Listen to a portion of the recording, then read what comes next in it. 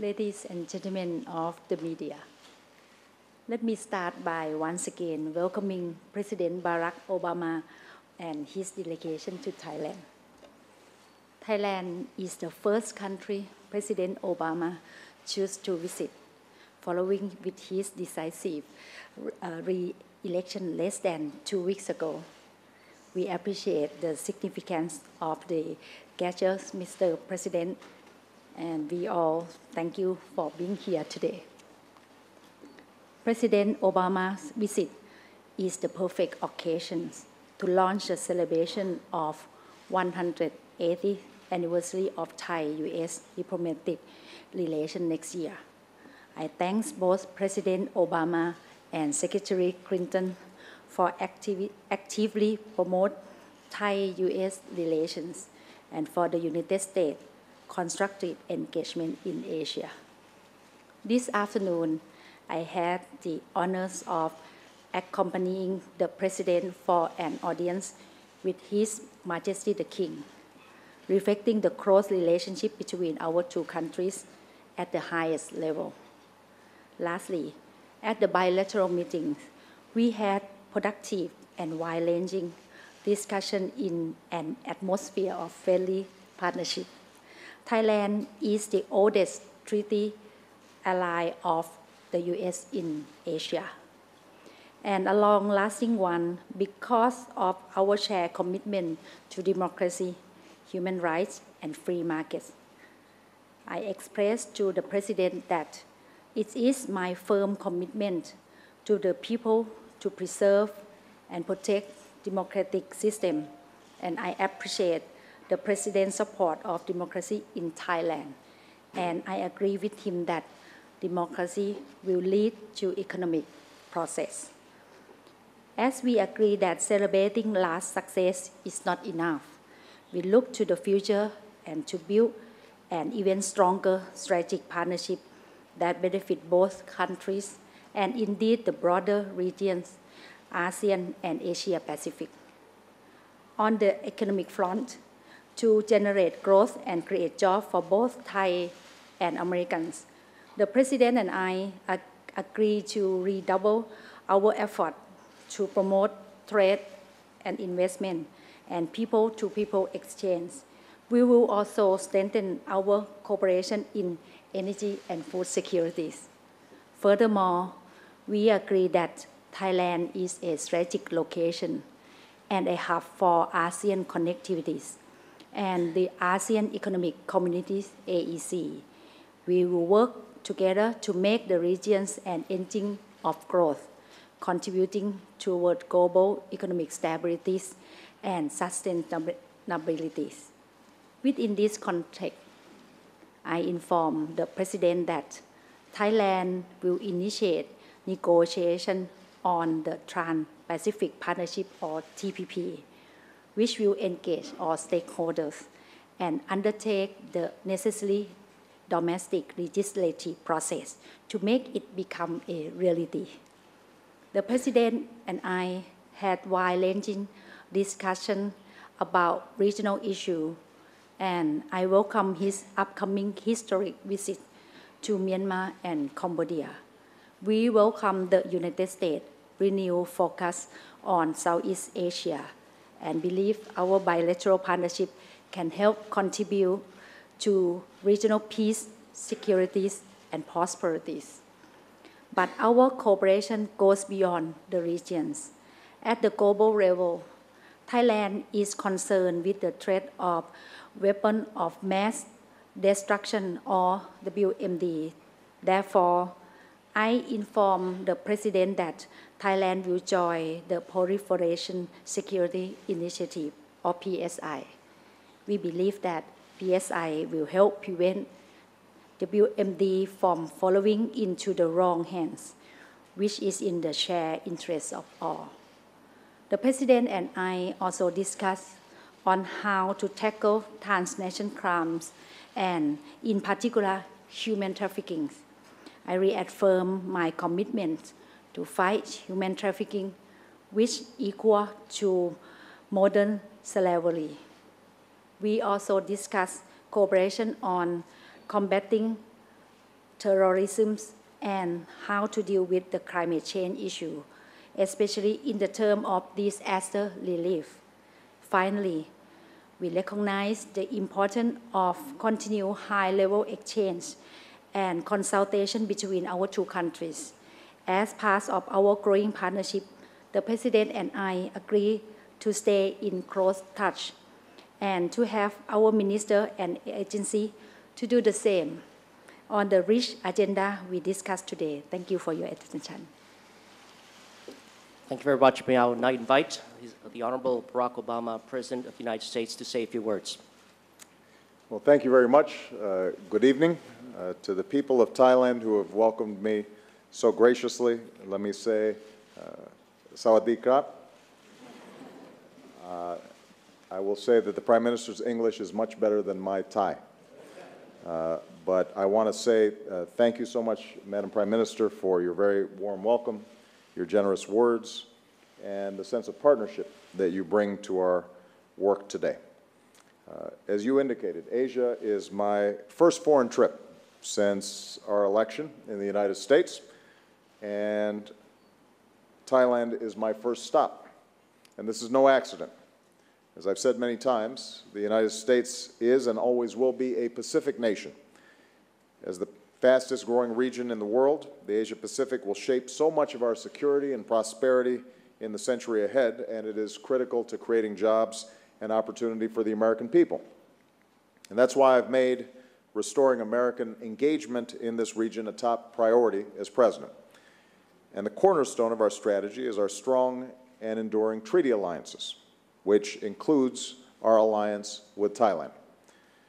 Thailand is America's oldest friend in Asia. Next year will mark 180 years of diplomatic relations. We've been treaty allies committed to our common defense for nearly 60 years. Our men and women in uniform have stood together, and they've bled together. Our business people and our entrepreneurs work together to create jobs for both of our peoples. Our diplomats, development experts, researchers, and student partners every day work together so that our citizens and the people across this region can live in peace and security and dignity. Most recently, the people of Thailand have worked to restore and strengthen your own democracy, and we are very admiring of the efforts that have been made.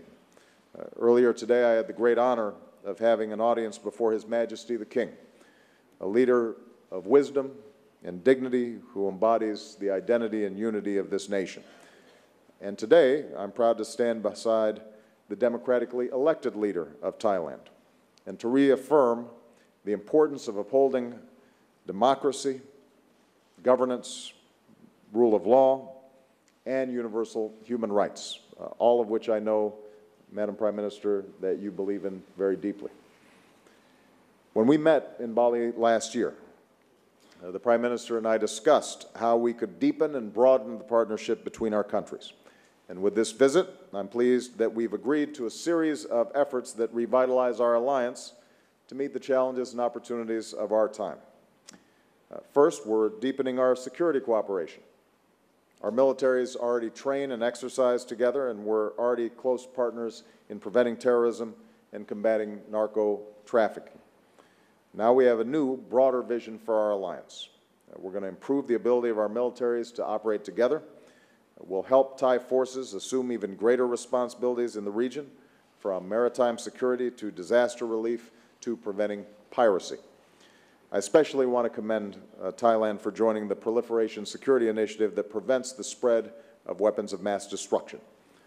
And taken together, these steps advance our shared vision of a secure and peaceful Asia-Pacific where the rights and responsibilities of all nations are upheld. Second, we're taking new steps to expand trade and investment. The United States is already one of Thailand's biggest trading partners, and we're already one of the biggest investors in Thailand. But we believe we can do even more. So we've agreed to reconvene our Trade and Investment Council to explore new ways that our companies and our entrepreneurs can do business together. We'll continue to work with our APEC partners to reduce barriers and move toward a seamless regional economy.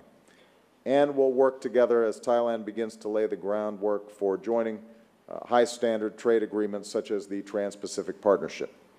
All of this will advance our vision of a region where trade is free and fair, and all nations play by the rules. Third, on this 50th anniversary of the Peace Corps in Thailand, we're moving ahead with new partnerships to promote development and human dignity. We'll focus on public health, developing a vaccine for HIV/AIDS, and ensuring that development is sustainable, especially in regions along the Mekong River. I recently announced new steps that the United States is taking to confront the scourge of human trafficking, modern slavery. Thailand is also taking new steps to address this challenge, including measures to better protect and empower women and girls. And I'm very pleased to see the leadership that the Prime Minister has taken on what I think we all agree is a very important issue.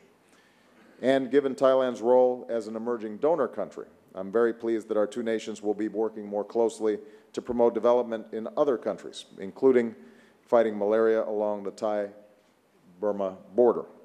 We also welcome, by the way, the leadership that Thailand has taken in protecting wildlife around the world. It's something that Thailand should be very proud of. Finally, we discussed a range of regional challenges. Thailand has supported the cause of democracy in Burma, protecting dissidents, hosting refugees, and promoting reform. And I very much appreciate the Prime Minister's insights as I prepare to visit Burma tomorrow. As a founding member of ASEAN, Thailand will play an important role in our meetings in Cambodia. And I especially want to thank our Thai friends for being so supportive of our role in the East Asia Summit, which should be the premier forum for discussing regional challenges, including maritime security. So once again, Madam Prime Minister, I want to thank you for your hospitality and your partnership. Because of the progress that we've made today, I think we've put the U.S.-Thai alliance on an even firmer footing for many years to come. And tonight I look forward to celebrating the bonds of friendship between our peoples and also enjoying some Thai food, which is one of my favorites. So thank you very much. Khop kun krap. Thank you very much, Mr. President. Now we will take a few questions from the floor. I would ask, if I have not already mentioned so, to ask you to identify your name and affiliation. We have about 4 questions. And so the first question is to the Thai media. So could I have the first question, please? Good evening. I'm Chiranai. I'm representing newspaper here in Thailand. This question goes to both of you, Mr. President and Mr. Prime Minister. Right, you both talked about democracy in Thailand, but my question is this. Are you both satisfied with how democracy works? I mean, is the situation of democracy right now in Thailand? I'm talking about the situation that those who are responsible for 2010 crackdown is still not pursued by laws, and you still have these laws that criminalize any criticism against the king very harshly, including an American citizen, Joe Gordon. You have many political prisoners and recorded human rights abuse. I mean, in your opinion, I mean, how do you call this situation satisfying? And Mr. President, which Thai cuisine dish is your favorite again? Could you be more specific? Thank you, sir. For the Prime Minister, may answer the question first. Let me answer the question on democracy today. I think the destination of us is the stability of democracy. Because democracy, we believe that it will be fundamental of economic growth in the future. So the destination to go with that vision is that the national reconciliation. But for Thailand situation, I think we will stick with the principle of true democracy by using the apply of the rule of law and the due process, and make sure that all the things will be equal and fair basis. And in Thailand also we would like to see the national reconciliation. So our position will be with the passion and with the peaceful way, and using the democracy way will be the place to solve the problem. Thank you. Well, let me just say, first of all, that democracy is not something that is static. It's something that we constantly have to work on. The United States has the oldest democracy in the world, but we constantly have to, as citizens, work to make sure that it is working to include everybody, to make sure that the freedoms that are in our Constitution, the freedom of speech, the freedom of worship, that those are practiced and observed.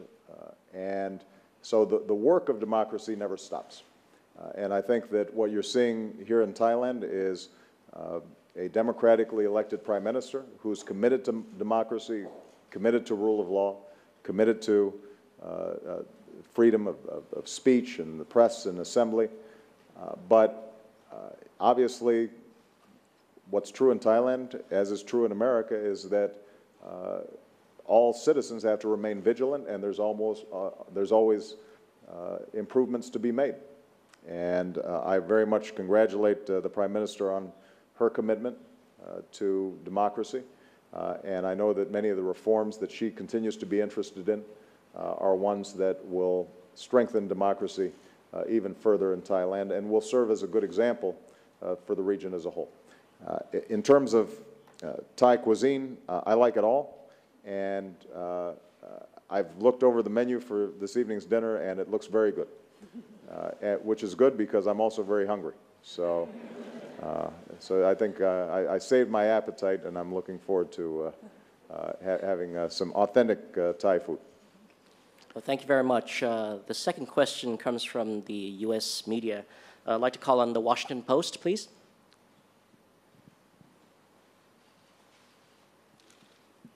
Thank you very much, Madam Prime Minister. Thank you for hosting us with the American media as well as the rest of the President's delegation. Mr. President, you will make history tomorrow as the first U.S. President to visit Burma. But human rights activists have warned that your trip is premature given the escalating ethnic violence that have left hundreds dead and up to 100,000 people displaced in that country. Your own NSC Director for Human Rights said the other day that people are, quote, living in fear and terror. Why are you moving so quickly to endorse the Burmese leadership and reward them with a personal visit?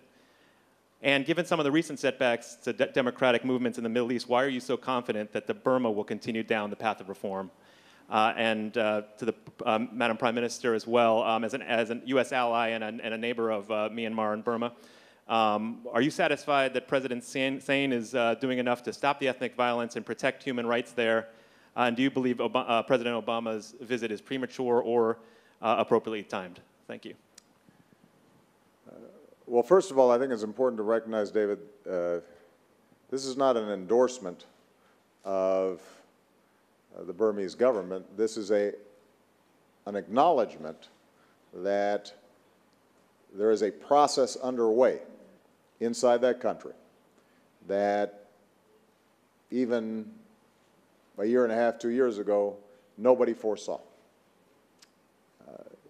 President Sein is taking steps that move us in a better direction. You have Aung San Suu Kyi, now an elected member of parliament. You've seen political prisoners released. There is an articulated commitment to further political reform.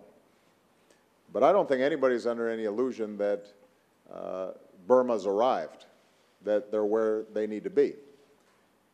On the other hand, if we waited to engage until they had achieved a perfect democracy, my suspicion is we'd be waiting an awful long time. And one of the goals of this trip is to highlight the progress that has been made, but also to give voice to the much greater progress that needs to be made in the future. So when I address the Burmese public as the first president who's ever visited that country, what they'll hear from me is that we congratulate them on having opened the door to a country that respects human rights and respects political freedom and is saying that it's committed towards a more democratic government. But what you'll also hear is that the country has a long way to go. And I'm not somebody who thinks that the United States should stand on the sidelines and not want to get its hands dirty when there's an opportunity for us to encourage the better impulses inside a country. And in part, I'm taking my guidance from what Aung San Suu Kyi, who I think knows quite a bit about repression in Burma, sees as the best means to continue the development and progress that's being made there. When she visited me in the Oval Office, she was very encouraging of the prospects of a visit. And one of the things that we've learned in countries around the world is that change can happen very fast if a spotlight is shown on what's going on in a country and the people there start believing that their voices are heard around the world. And one of the things that we can do as an international community is make sure that the people of Burma know we're paying attention to them, we're listening to them, we care about them. And this visit allows me to do that in a fairly dramatic fashion. But we understand there's going to be a work in progress, and what we've done is calibrate our concrete policies and responses based on the understanding that more work needs to be done. And if we see backsliding and slipping, then we're in a position to respond appropriately. But my hope is that we will continue on a positive track, and hopefully my visit will be able to encourage that. For myself, I think on the case of the Myanmar situation, I think now we can see that from my observation, and also I have several chances to visit in Myanmar, we see a lot of progress on the political reform from the government. And I think from the basic that we have been told you that I think we believe that the fundamental of economic growth and the prosperities is stability of democracy. Because people in the region, we believe that democracy will be the way for the country to keep free and fair and also reduce the gap of the people. So that's why we believe this is the right destination.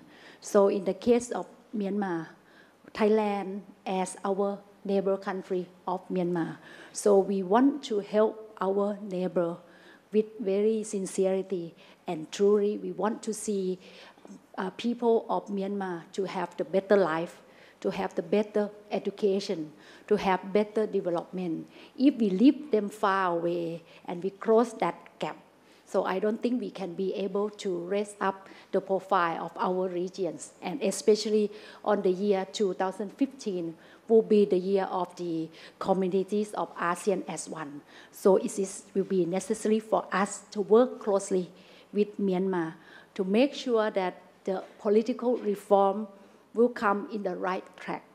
But for us alone, I think we need the support from international to keep the way, because Myanmar also already opened the door. So I think this is the important for international country to work with them, helping them, and make sure that they bring the true democracy in terms of the real democracy that the international law with the practice, and close the gap and make sure that people will have better life and better job. Thank you. Thank you very much, Mr. President, Madam Prime Minister. The third question goes to the Thai media. Please state your question.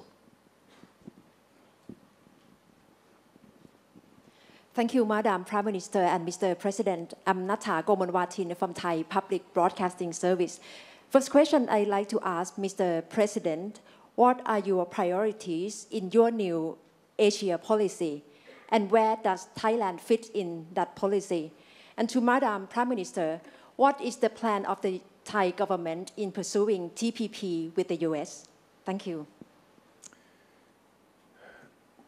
Well, when when I announced our desire to pivot and focus on the Asia-Pacific region, in part it was a response to a decade in which we understandably, as a country, had been focused on issues of terrorism, the situation in Iraq and Afghanistan, and as a consequence, I think we had not had the same kind of presence in a region that is growing faster, developing faster than any place else in the world. And we've historically been an Asia-Pacific power. And I wanted to make sure that all our friends and partners throughout the region understood that we see this as a central region for our growth and our prosperity. And it's not one that we can neglect. So in terms of my priorities, number one, expanding trade and investment. We believe that in working with countries in the region, we can create more jobs and more opportunity for our own people in the United States and for people in the region. And obviously, we already have a strong trade and investment relationship with a country like Thailand, but we think we can do even more. And the Trade and Investment Council that we've set up will further explore ways in which we can synchronize our economies so that entrepreneurs and business people who want to trade, want to produce products, want to take advantage of opportunities in both countries will have an easier time doing so. A second priority is maintaining the stability that allows for prosperity, and that means that our security arrangements in the region are extremely important. Once again, Thailand is a central part of that. As our oldest treaty ally in Asia, one that has not only worked with us here regionally, but also does outstanding work performing peacekeeping activities around the world. I want to make sure that we continue to strengthen those relationships, not only for purposes of dealing with potential security threats, but also humanitarian responses. We've seen in this region a number of devastating natural disasters, and when we have strong cooperation and training between our countries, then we're in a stronger position to respond quickly. And Thailand, I think, having experienced its own floods, understands the importance of this. A third area that's important is human development. We've already discussed how important it is for us to work together on issues of human trafficking and forced labor. We all believe that our countries will prosper if children are getting a good education, if public health systems are set up to deal with issues like HIV/AIDS or drug-resistant malaria. Those are all issues where countries working together can do more than countries working by themselves. And so scientific exchanges, medical exchanges, working together on development issues, all that becomes very important. And because Thailand, I think, is more successful economically than some of its neighbors, it's now in a position to be a donor country. And for us to be able to partner with Thailand, for example, USAID working with the Thai Development Agency to help people in the Mekong River area develop and be able to prosper, to have greater food security, to deal with public health challenges. That's an outstanding partnership for us. And finally, I think our goal in the region is to make sure that there is an international or a regional architecture through mechanisms like the U.S.-ASEAN dialogue or the East Asia Summit that allows us to work through tensions, conflicts, differences in a constructive way, in a way that allows us to resolve these differences in a peaceful and orderly fashion. And I think that Thailand's leadership in those institutions has been extraordinarily important. So we expect to work with all the countries in the region, but obviously the cornerstone of our work in Asia begins with our alliances, and the long-standing friendship between our two countries makes this a very appropriate place for me to stop in my first trip after my re-election. Thank you. For talking the point of the TPP, one thing that we believe that on the economic growth in the future, I think we need more growth, and the way to do more growth is on the basic of the economic, on the free and fair basis, and also the free market. This is, I think, all the other countries who have been growing of the economic and stability of the economy. So this is very important for the country who bring growth and who bring more the future and stability of the economic growth, who would like to work on share and fair and also free market. So that's why Thailand saw the TPP is very important for the future. But of course that I think in the beginning, of course the concern and the readiness of the company or the readiness of the country will be another issue that we can work parallelly, by the way, by using like the capacity building and also the readiness of the things. And after that, I think we can work along and understand, and because sometimes the benefit will be better to invite all other countries. So it means that you have more market, you have new market to work. So that's why we see this is the important, but along the way, we can work with the capacity building by the time we get ready. Thank you. Thank you very much. The last question goes to Bloomberg News, please. Thank you. I'm Margaret Talev with Bloomberg News. Mr. President, you're here, of course, to talk about Asia, but much of the world's attention and yours is also being diverted back to the Middle East now in the situation in Gaza. You're calling for a de-escalation of the violence between the Israelis and the Palestinians. I'd like to ask you, do you believe that a movement of Israeli ground troops into Gaza would be an escalation, and do you support such a move anyhow? And are you concerned that the Arab Spring, at least in the near term, has made matters worse? And does the violence there complicate your pivot to Asia? And Madam Prime Minister, you may know the President's first visit today was to the Royal Monastery, where he told a monk that he will need a lot of prayer to help the U.S. avoid a fiscal crisis. It was sort of a joke, kind of, right? What can emerging democracies in Asia take away from how difficult it has been for the President to get Congress to agree to budget negotiations with him, and why shouldn't China's system of government look more appealing in this region when you confront a situation like this in the U.S.? Thank you.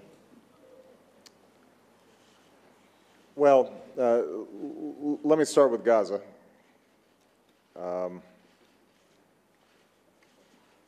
Let's understand what the precipitating event here was that's causing the current crisis. And that was an ever-escalating number of missiles that were landing not just in Israeli territory, but in areas that are populated. And there's no country on earth that would tolerate missiles raining down on its citizens from outside its borders. So we are fully supportive of Israel's right to defend itself from missiles landing on people's homes and workplaces and potentially killing civilians. And we will continue to support Israel's right to defend itself. Now, what is also true is that we are actively working with all the parties in the region to see if we can end those missiles being fired without further escalation of violence in the region. And so I've had several conversations with Prime Minister Netanyahu. I've had several conversations with President Morsi of Egypt. I've spoken to Prime Minister Erdogan of Turkey, who was visiting Egypt right in the midst of what was happening in Gaza. And my message to all of them was that Israel has every right to expect that it does not have missiles fired into its territory. If that can be accomplished without a ramping up of military activity in Gaza, that's preferable. That's not just preferable for the people of Gaza, it's also preferable for Israelis, because if Israeli troops are in Gaza, they're much more at risk of incurring fatalities or being wounded. We're going to have to see what kind of progress we can make in the next 24, 36, 48 hours.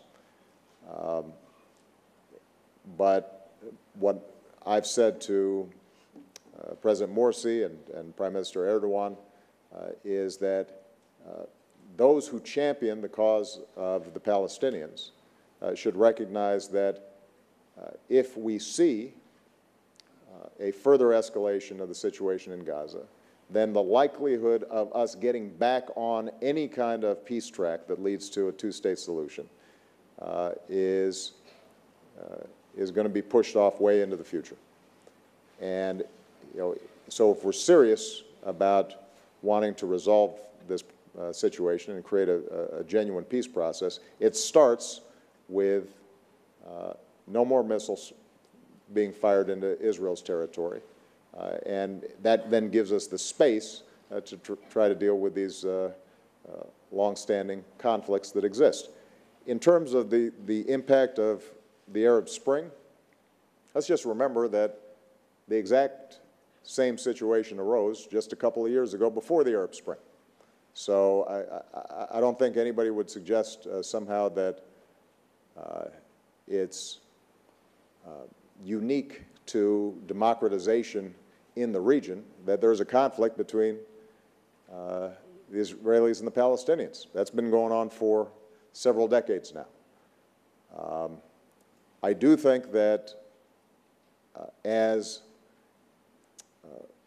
Egyptians, Tunisians, others have more of a voice in their government, it becomes more important for all the players, including the United States, to speak directly to those populations and to deliver a message that peace is preferable to war, that this is an issue that can be resolved if parties are willing to sit down and negotiate directly, that violence is not an answer, and that there are no shortcuts to the hard work of trying to bring about what I think is the best option, two states living side by side in peace and security. And that's a message that you can't just direct at a single figure in these Arab countries. Now you've got to be able to deliver that message across the board, and that will probably be a little bit harder. But the truth is that for any peace that was going to last, that was going to be necessary anyway. Last point, I know it wasn't directed at me, it was directed at the Prime Minister, but I'm just going to make this point. First of all, I always believe in prayer. I believe in prayer when I go to church back home, and if a Buddhist monk is wishing me well, I'm going to take whatever good vibes he can give me to try to deal with some challenges back home. I'm confident that we can get our fiscal situation dealt with. And I think it's important to recognize that, yeah, democracy is a little messier than alternative systems of government, but that's because democracy allows everybody to have a voice. And that system of government lasts, and it's legitimate. And when agreements are finally struck, you know that nobody's being left out of the conversation. And that's the reason for our stability and our prosperity. The notion somehow that you can take shortcuts and avoid democracy, and that somehow is going to be the mechanism whereby you deliver economic growth, I think is absolutely false. I think over time, when you look at the most prosperous nations on this earth, they are the ones in which every individual, every citizen feels like if they put in the effort, if they're working hard, that those efforts bear fruit, that a government respects them and observes rule of law and doesn't take their property without due process, and they don't have to pay a bribe to start a business or get a telephone installed. And it's worked for us for over 200 years now, and I think it's going to work for Thailand, and it's going to work for this entire region. And the alternative, I think, is a false hope that over time, I think, erodes and collapses under the weight of people whose aspirations are not being met. I know you didn't direct that question at me, but I just wanted to make sure Prime Minister didn't get put on the spot without me having something to say about that. All right? Yeah, for my answer, I think talk about the basic of the economic growth. I think we still believe that, for my statement said that the democracy will be the fundamental. I think this is still valid, but this is the one way of the basic of the fundamental, because as long as you have the stability in the political, so it will be the stability of economic. But anyway, in the economic, will be have to understand the cause and the root cause of the problem in the right way to solve the problem. And also that as long as you work with stick with the principle of the financial, but along the way you need to balance of the growth of the economic, because I think still have any place on the blue ocean, so we can find, as long as if we find the right place at the right time, so the growth still going. So I think I believe like that. Thank you. Thank you very much, ladies and gentlemen. Just a final program note, the joint press statement in English and unofficial translation in Thai will be circulated shortly. So we thank you for your cooperation. Thank you, Mr. President. Thank you, Madam Prime Minister. This concludes the joint press conference. And please be seated while the principals leave for a very well-deserved official dinner. Thank you very much. Thank you.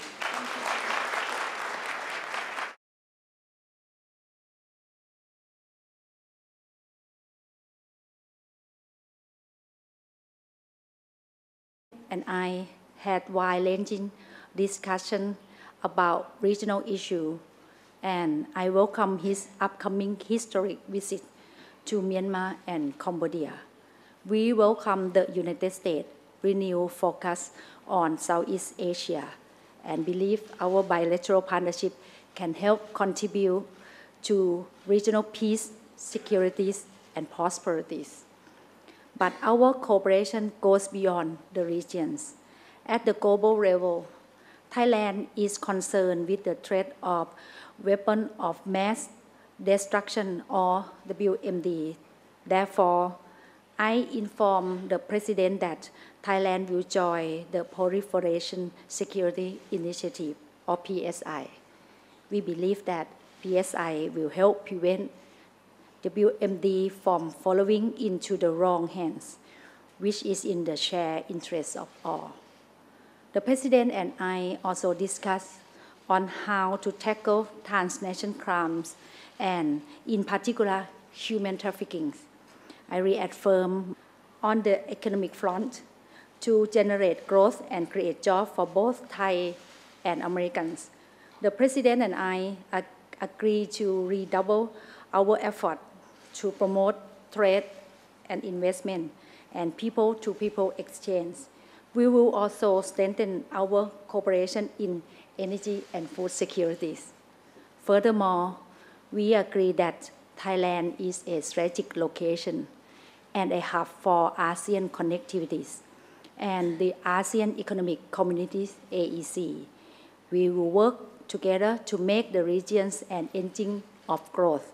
contributing toward global economic stability and sustainability. Within this context, I inform the President that Thailand will initiate negotiation on the Trans-Pacific Partnership or TPP, which will engage all stakeholders and undertake the necessary domestic legislative process to make it become a reality. The President, my commitment to fight human trafficking, which equal to modern slavery. We also discussed cooperation on combating terrorism and how to deal with the climate change issue, especially in the term of disaster relief. Finally, we recognize the importance of continued high-level exchange and consultation between our two countries. As part of our growing partnership, the President and I agree to stay in close touch and to have our minister and agency to do the same on the rich agenda we discussed today. Thank you for your attention. Thank you very much. May I now invite the Honorable Barack Obama, President of the United States, to say a few words. Well, thank you very much. Good evening to the people of Thailand who have welcomed me so graciously. Let me say, Sawadee krap. I will say that the Prime Minister's English is much better than my Thai. Reflecting the close relationship between our two countries at the highest level. Lastly, at the bilateral meetings, we had productive and wide-ranging discussion in an atmosphere of friendly partnership. Thailand is the oldest treaty ally of the U.S. in Asia, and a long-lasting one because of our shared commitment to democracy, human rights, and free markets. I expressed to the President that it is my firm commitment to the people to preserve and protect democratic system, and I appreciate the President's support of democracy in Thailand, and I agree with him that democracy will lead to economic process. As we agree that celebrating last success is not enough, we look to the future and to build an even stronger strategic partnership that benefit both countries and indeed the broader regions, ASEAN and Asia Pacific. Ladies and gentlemen of the media, let me start by once again welcoming President Barack Obama and his delegation to Thailand. Thailand is the first country President Obama chose to visit, following with his decisive re-election less than 2 weeks ago.